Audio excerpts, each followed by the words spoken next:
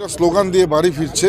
নিশ্চিতভাবে বলতে পারি যে কর্মীরা যেভাবে বুস্ট হয়ে ফিরেছে, বুথে বুথে গিয়ে আমরা সেটার বহিঃপ্রকাশ দেখতে পারবো, তাদের আরও বেশি আমরা অ্যাক্টিভ দেখতে পারবো এবং নির্বাচনের জন্য যে মার্গদর্শন অমিত শাহজি করেছেন নিশ্চিতভাবে সেই পথে আমরা এগিয়ে যাব। দাদা, আর কিছুদিন বাকি রয়েছে এই নির্বাচন, যেখানে দেখা যাচ্ছে যে কয়েক চুলের ফারাক, সেখানে এসআইআর চলছে, নিবিড় বিশ্লেষণ চলছে। তো সেক্ষেত্রে দাঁড়িয়ে তো 28টা টার্গেট তো বেঁধে দিয়ে গেল, কটা সিট হচ্ছে এবার?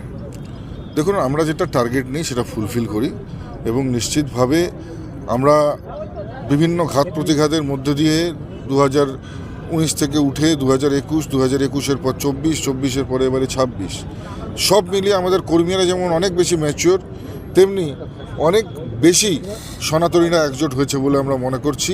এবং উত্তরবঙ্গের বিশেষ করে বিভিন্ন জনজাতি যারা দীর্ঘদিন থেকে বঞ্চিত, নিপীড়িত, লাঞ্ছিত, সেই জনজাতিগুলো নিজেরা আমরা একত্রিত হতে পেরেছি। আজকে গোর্খা থেকে শুরু করে, রাজবংশী থেকে শুরু করে, আদিবাসী থেকে শুরু করে বিভিন্ন জনজাতির মানুষজন সবাই একত্রিত হয়ে একজোট হয়ে সবাই শপথ গ্রহণ করেছে যে 2026-এর নির্বাচনে উত্তরবঙ্গের মাটি থেকে তৃণমূলকে যেমন আমরা বিদায় জানাবো, তেমনি পাশাপাশি দক্ষিণবঙ্গের মানুষও কিন্তু প্রস্তুত। কারণ আমি দক্ষিণবঙ্গের বিভিন্ন বুথ থেকে শুরু করে বিধানসভায় ঘুরেছি, দেখেছি সেখানে যে দক্ষিণবঙ্গ উত্তরবঙ্গ মিলে মানুষ মানে এমনভাবে প্রস্তুতি নিয়েছে যে এবারে নির্বাচনটা যেন একেবারে একটা বলা যায় যে শেষ নির্বাচনের মতন।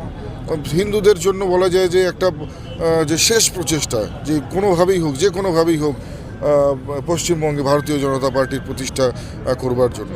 কারণ নিজেদের ভবিষ্যৎ প্রজন্মের কথা মাথায় রেখে আজকে সবাই একজোট হচ্ছে, উন্নয়নের কথা মাথায় রেখে সবাই একজোট হচ্ছে, বাংলার গরিমাকে ফিরিয়ে নিয়ে আসার কথা ভেবে মানুষ আবার একজোট।